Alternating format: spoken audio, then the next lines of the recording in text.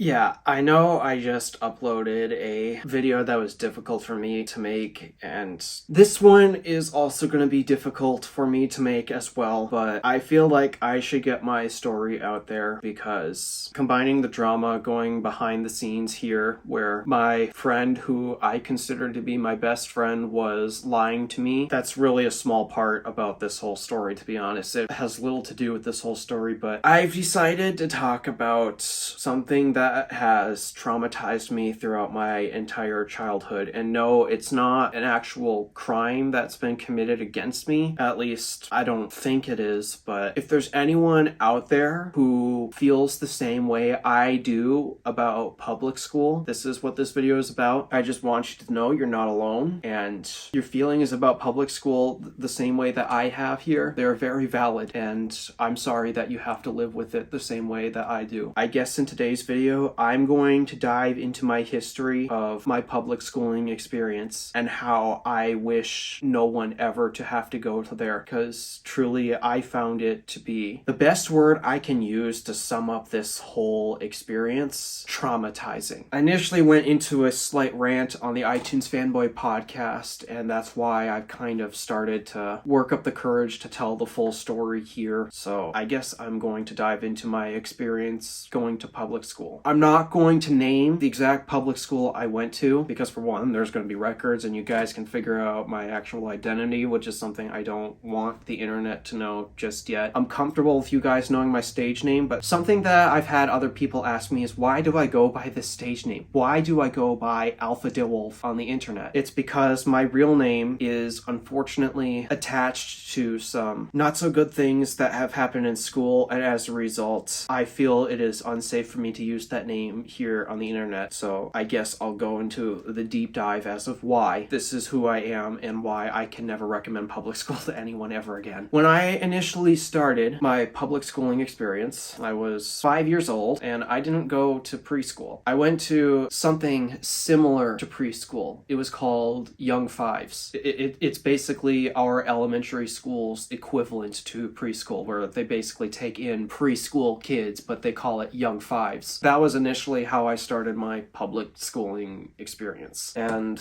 let's just say, back when I was really young, 5 years old, I was on the crazier side. I was obsessed about having fun, having a good time, and just trying to enjoy myself, just like, honestly, I think any other kid should be able to do. When they're young, yes, it's important to learn things, but a big thing that I think a lot of people don't focus on today is learning to love themselves and learning to enjoy themselves. Because if you don't learn these basic things, then your life is going to be very miserable. And so us being young at the time, being crazy, being a bit insane with our ideas and dreams, that's a good thing. Harness that while you're still young and don't let anyone take those away from you. But however, I was considered crazy to the other younger kids at the time. My ideas and thoughts were considered, I don't know how best to describe it, but I was not initially accepted when I was young because I was considered crazy, because at the time I was a child, just having fun, living life. It just didn't translate well to school. I was often referred to as a troublemaker, and there were times where, yes, I did cause some trouble. I hate admitting that, but that was my younger self. I did cause some trouble in school because, well, I'm trying to have fun, and that's not what school is about. I guess I was described as a little nuisance. But unfortunately, the part that hurts me the most isn't actually that. I'd try to make some friends, and I try to be helpful. I've tried to be nice. Something that caught me off guard real fast was me being nice, me trying to be helpful, me trying to be kind. Evidently, those kids did not see it that way. And as a result, I was very quickly rejected from that. So when I do try to do things right, I couldn't. I was simply rejected by my entire class. But then, come first grade, that's when things really took a turn for the worse for my school history. There were some bullies who knew that I was considered crazy and I was trying to make friends and I was trying to be nice, but I was taken advantage of by these bullies. They would trick me into doing things that were not good. And sadly, I was so gullible. I still am a little gullible today, to be honest. It's a fear that I have and is a reason why I behave the way I do on the internet still today. I know I'm still gullible and I know I can easily be taken advantage of, and that's why I get defensive. But I had gotten myself accidentally into trouble because I was tricked by these bullies. And unfortunately, word had gotten around throughout the rest of the grade. This extended to more bullying. And here comes the thing that hurts me the most about this entire situation. I would try to go to the teachers because, you know, the teachers will always tell you, if there's a problem, let them know. Dude, they're lying through their teeth. Whatever they're saying to you about if there's a problem, just let them know. It's a big, fat lie, because I went to them and I let them know that I was being bullied and tricked into doing things that I shouldn't do. But you want to know what those teachers did? They did nothing. Instead, they viewed me as the troublemaker and the problem causer. And as a result, all they did was tell me I needed to change. The teachers did nothing to help me in that situation in first grade. And as a result, the kids eventually learned they can get away with it. The teachers think I'm just a troublemaker. And that was exactly what they did. They continued to take advantage of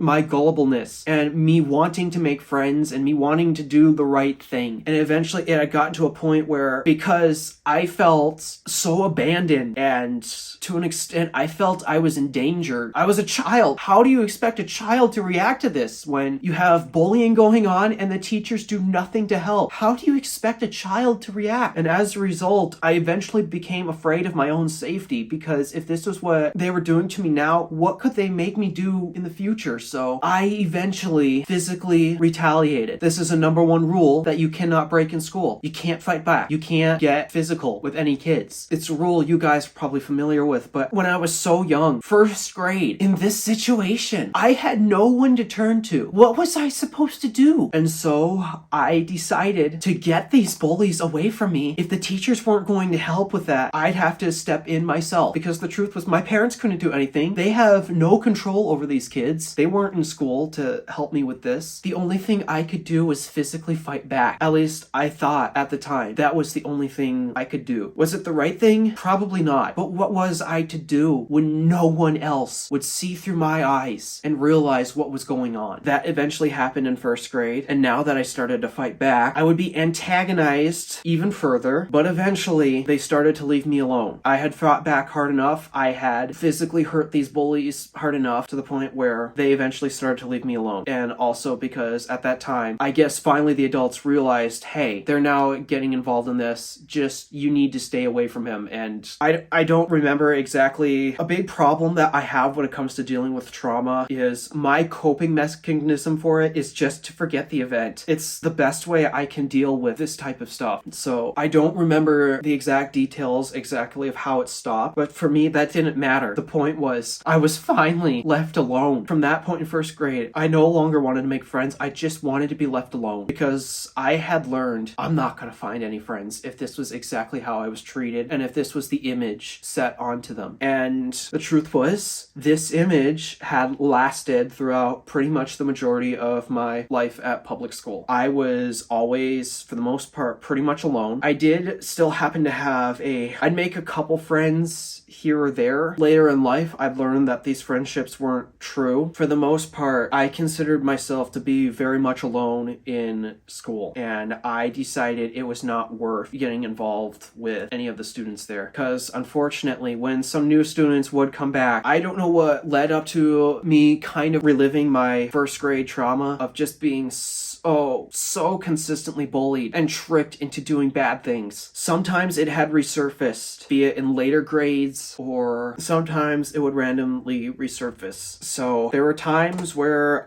looking back, I'd foolishly try again. I'd try to make friends again, because honestly, being lonely sucks. It does. So I'd try again every now and then. I'd try to do the right thing, but I was constantly rejected. In fact, I can't believe this one incident that happened in 6th grade. This was around around the time where I was getting a little bit into tech. This 5th grade was when I had sparked my interest in making videos, and I was getting a little bit into tech and trying to figure out how computers work so that way I could make more videos. So 6th grade, I was getting myself a little familiar with computers and such. And if I recall, there was a classmate of mine who was having some issues, and I don't know why the student reacted this way, but she drew so much attention about me wanting to help her, but instead it ended up framing me as doing something wrong. The entire class looked at me funny, probably assuming that, oh, I did something wrong again, I did something bad again, and I was given detention. I was given detention for trying to do the right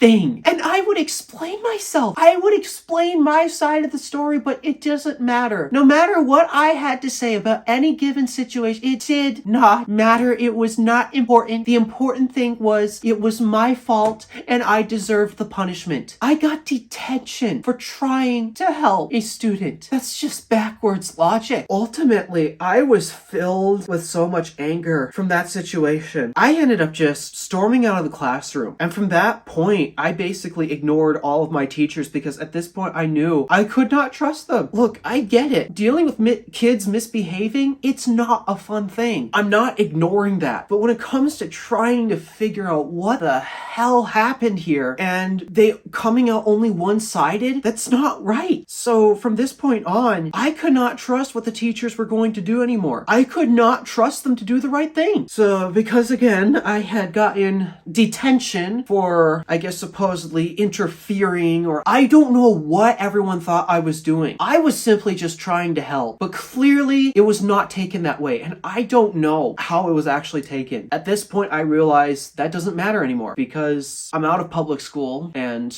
I'm trying to forget my trauma. I'm trying to move on from it. I don't know what went wrong. I don't know, but I'm sorry. That's just up. So at that point, I had reaffirmed the fact that I'm a troublemaker, supposedly, and I should be avoided at all costs. It drove me nuts throughout middle school because middle school especially, all of the teachers noticed I was walking around alone, not interacting with anybody, and I've had a few teachers approach me saying, you need to make friends. I told them, I tried, it's just not meant to be. I'm sorry. I've even had a teacher threaten me detention or something for not attempting to make friends or something. It's crazy, right? So I was pretty much for the most part roaming the halls and not interacting with anybody aside from who I thought was my best friend at the time. But again, honestly, his story is very insignificant to this whole thing because he's not the cause for the majority of my high school trauma, or not just high school, grade school in general. But I was mostly viewed as this person you avoid at all costs. Make him mad enough, he'll attack you. In fact, I can't believe in my first year of high school, I don't know what this kid's deal was, but I could tell he was not mentally okay, and he started getting mad at me for something. So, from my history of dealing with bullying and such, I don't know how else to describe it. I didn't react physically, but I verbally retaliated against his verbal abuse towards me. Apparently, this kid's buddies, and this kid's a grade higher than me, a grade or two, I don't know, I don't care, but the point was, he was older than me, and he had some buddies who I guess were really defendant of him, and because I verbally retaliated against him, I got bullied even from older kids, and unfortunately, I had never felt more unsafe. These kids were older, these kids were bigger, these kids were rougher. I came close from deciding just walking out of school, like just grabbing my bag, opening the door and leaving, not even asking for permission, not even asking for a call home, because at this point, I knew the teachers weren't going to help me. They'd say, oh, they try to, but they'd always point out, I'm the problem. Once again, I am always the problem, remember? I came so close to literally just walking out of the school. I didn't care. I didn't feel safe. Thankfully, I tried to play by the rules, and miraculously this time, again, it didn't yield necessarily good results for me. But for the first time ever, the teachers at least did something compared to all the other attempts where no, I was the only one who got in trouble. The bullies walked off scot-free. I still argue that this guy got a slight slap on the wrist, and I don't know about any of his buddies as well, but eventually Sadly, what ended up happening after that altercation, we went to the principal's office, and I was surprised. I got an apology from the kid. Finally, that's an improvement over previous times. He gave me an apology. I personally don't think it was genuine, considering that at the same time, I learned this guy had a mental condition, and if he has this bad of a mental condition where he's at least verbally abusing students like that, then I don't understand why he's in school. Maybe he should be homeschooled or something like that. They finally at least got to something, but ultimately, again, nope, it was still my fault because I verbally retaliated against him, and I didn't handle it properly according to school rules, I guess. But once again, that continued to further solidify the fact that I am just a troublemaker. I shouldn't be trusted. No one should be friends with me. And unfortunately, I wish the story ended here, but some of these people eventually learned I had a YouTube channel, the original channel. I don't think they know much about all of my other channels, to be honest, but they eventually learned that I'm on YouTube, and thankfully I was quick to getting this shut down, but they would continue to try to abuse me on YouTube. That is why I go by this name, by the way, Alpha DeWolf. It's because I'm afraid if I give them any reminder of who I really am, my actual name, I'm not going to say it, obviously. I'm worried it's going to remind them about who I was in school from their perspective, and the bullying and harassment would continue here on YouTube. That's why I stopped live streaming. That's why I've taken down a few videos here and there. Thankfully, I've gotten the situation under control. Yeah, that's pretty much going to sum up my experience in public school, at least my social side. In terms of the education aspects, it truly, for the most part, was not very valuable. And like, sure, some of the information could have value, but they presented it so badly to the point where it's not easy to retain. I considered myself a smart kid. I did fairly well in terms of my grades and academic studies, but ultimately I found that the information, at least the way it was being presented, was not useful. I don't remember the majority of it, to be honest. I don't feel as smart as I used to be honest. But ultimately, the number one thing from my public schooling experience, and something that I wish upon no one, I don't think it's worth going, because if I can't find value in what school is supposed to be about, the education, if I can't find the value in the education that they gave me, then that pretty much leaves me, what else could I have gotten valuable out of school? For the most part, basically nothing. The education was not good. It was not taught well. And anything aside from that, it was all just a giant popularity contest. And the way people view people there, and I get it, other kids have their own issues. I'm not going to ignore that. I know that other kids have a lot to deal with as well. But from what I've learned is, once you make an impression, that is the only way students will ever see you. You can try to say you've changed, you can try to act better, you can try to do anything to get people to stop hating you. But from what I've learned throughout my public schooling experience is, it does not matter what you do. Whatever impression you leave on them, which again, I was young and crazy in young fives, this impression never changes. I was ultimately viewed as a bad person in school. I am grateful that I've gotten 2 people throughout my entirety of school. I was grateful that there were 2 people who were willing to see things from my perspective. Sadly, apparently one was lying to me about the status of my friendship with him, and at this point, I don't know if any of it was true. I don't know why he stuck around with me. And my other friend, well, I know that for the short time we've been together, that friendship was true. The problem was her life changed. Her life changed I don't know if it's for the better or not, but her life had changed. She had a medical condition come in. She's still alive, by the way, but medical condition changed her, and ultimately she doesn't want to be affiliated with me anymore either. So the 2 people who I shared this trauma want nothing to do with me anymore. It's hard for me to talk about this because when I try to, most of the time I just get rejected. I've tried explaining this to teachers so many times, and I should have gave up since 1st grade. So as a result, as of where I am today, I am still very much lonely. I have hardly any friends. Most of the friends that I have are just on the internet, and even then, I'm scared to call them friends because I don't know if I don't want to think they're lying to me or anything like that, but I don't know if the friendship that we have is actually true because the internet hides anonymity, like we all know. I'm scared to try because unlike the people who I've known in public school, they're physical people that I know exist. It's harder to know actual people on the internet. So I'm not saying that I don't want to be friends with some of these people on the internet. I do want to make some friendships, be with the people who I regularly record the podcast with on the iTunes Fanboy podcast. podcasts. I do enjoy talking to those guys. To be honest though, Teddy, Tabby, if you're watching this, I'm gonna be honest, and it's nothing against you. I've been scared to call you guys my actual friends because ultimately I didn't know much about your guys' personal life. I know I'm sharing a lot of mine right now, but that's because I'm hoping now this month I've been focusing on my mental health and I want to make good changes and help people make good changes throughout their lives. And part of that, I also want to help people any way I can, really. Something that I've never either gotten across well, it's hard for me to explain, but basically it's just I want to be a good person. Who doesn't? When every time I've tried to do the right thing and I was constantly rejected, I don't know how to deal with that, being rejected from doing the right thing. So for the longest time I've been afraid to call you guys my actual friends. That's because I don't want to deal with this pain again. I've dealt with it enough in school. I try to do the right thing, and yeah, everyone has their flaws. I certainly have mine. Some of them I don't think I can apologize for. For the longest time I just felt like I'm never allowed to have friends because every time I tried to make friends, every time I tried to do the right thing, it was just constant rejection. If you feel this way in school, know you're not alone. Know that other people have felt this pain too, and it's not your fault. I don't know why school rules are set up, and not just rules but policies. Why are they set up so that way the victims of bullying will remain traumatized and never find the help that they actually need? It's downright awful, and I wish this on nobody. A few takeaways I've learned now that I'm out of public school. Actually, I should probably finish up my schooling history because that's what I started with. I was so grateful when the virus came in. Once the virus came in, it canceled school for the rest of the year, basically. I mean, I still had to do online work, but it got me away from all of these people who would either just wanted nothing to do with me or who wanted to see me suffer. So the virus coming in really was a big relief for me. I didn't have to deal with any of those students ever again, and despite that, I hadn't finished up my schooling years just yet. I finished them up via homeschooling, and honestly, I probably should have been homeschooled from the start. The education I got was better. It was more meaningful. It was more valuable. I didn't have to deal with any other people who viewed me one way and refused to view me any other way. And so after doing this, I've learned that basically if I ever have any children of my own, I am never sending them to public school because no one deserves this type of trauma. If anything, I've learned, especially when it comes to parents having kids, kids are often like the parents themselves. You know that saying, I hope your kids are a lot like you. It's family genetics or something, because I've learned that my parents weren't exactly the most popular people in school. My dad's told me some stories which have helped me cope through my experience of public school, but at this point, considering the complete hellscape that public school has turned into, I could never, ever send, if I ever had a kid, I could never, ever send them to public school. That trauma, that potential trauma, is just not worth it, because as of today, I am a very lonely individual. I'm afraid to get out into public and make relationships. It's not a good place to be in, because the truth is, us, the individual, we don't work alone. We don't work alone well at all. I've done the best I could being by myself, trying to have absolutely nothing to do with people, but unfortunately, humans, we're social creatures. We need each other, and I'm scared to get out there. I'm also kind of scared to get this video out, to be honest, because this is a vulnerable part of my life. I don't think bottling it up and keeping it a secret is a good thing either. Could I have done some things better in school? Yeah, I probably could have. But when I'm working with people who only view me one-sided and nothing else, and don't think I have the ability to change, or when I'm mostly dealing with people who don't even want to attempt to recognize the good in me. This is something that I try to do with everyone. I want to see the good in people. I do, because the truth is there's good in all of us. Even the worst person you can think of, there's some good in that person. But like me, who was never allowed to try to be that good person, it was just bottled up. It was an unopened can. Sometimes doing the right thing isn't easy to do. For me, I was never allowed to do it. The number one takeaway I guess you guys should take from this, if somebody may not exactly be all that nice or kind of seems retaliatory like I was, try to understand them better. Try to understand where they're coming from. You know, when people say that when bullies bully, it's because they're hurting and they don't know how to deal with it. Well, when I was retaliating against the bullying or saying no to, sometimes I'd have some people ask me a small favor. And again, this wouldn't help, but I was so afraid of being taken advantage of that even if it's a simple favor as, can I borrow a pencil? Something as simple as that. I was so afraid from my past traumas to do the right thing, to just give them a pencil so that way they can complete their task in school. That's what this whole experience did to me. me. It made me afraid to do the right thing because I was afraid I was going to be taken advantage of again. If any of my old schoolmates, if any students who knew me, if you're watching this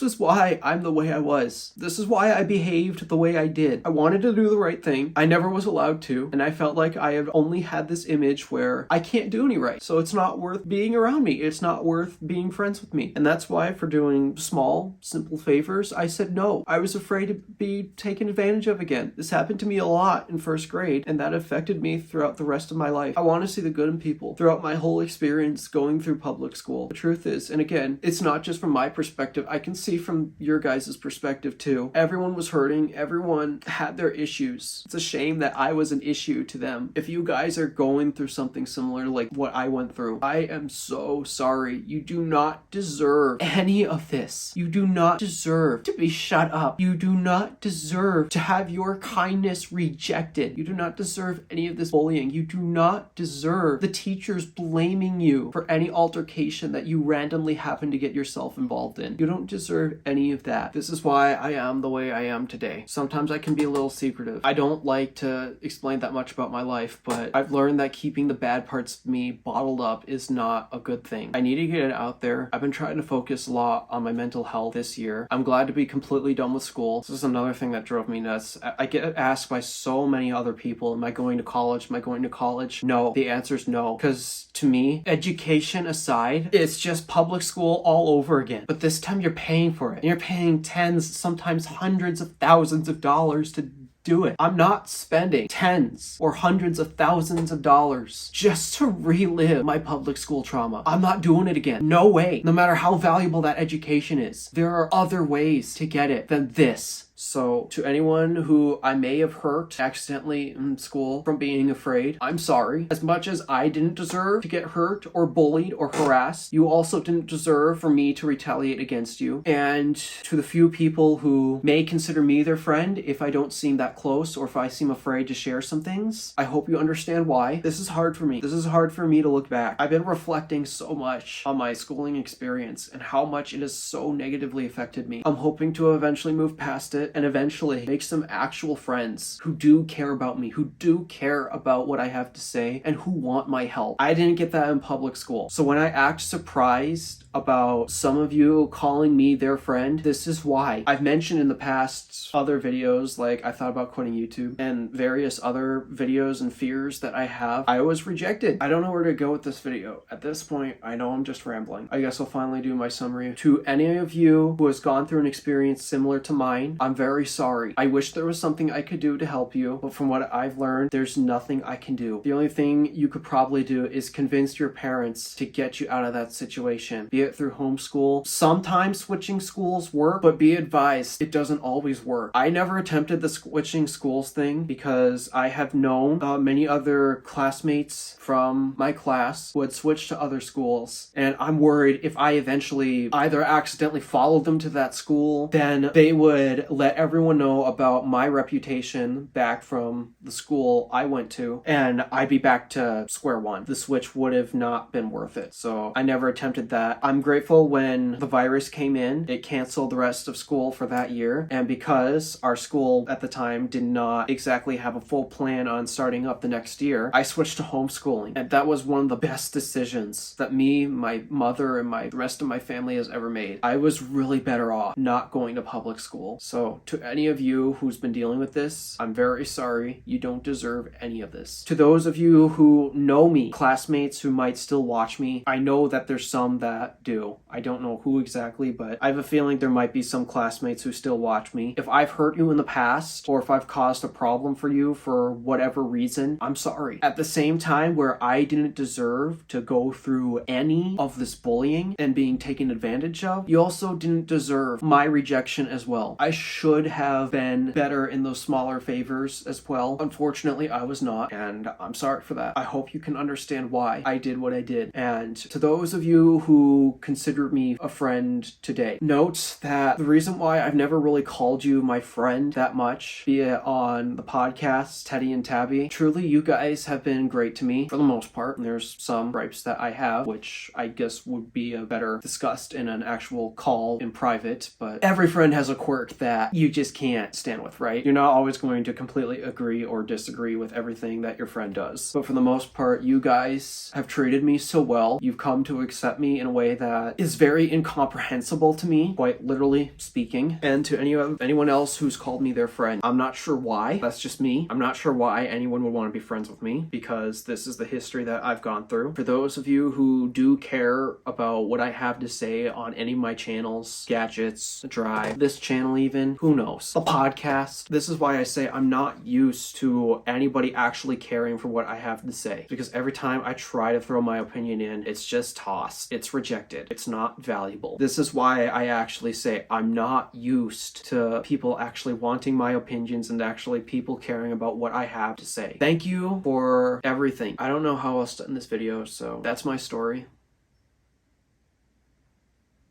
Thanks for watching.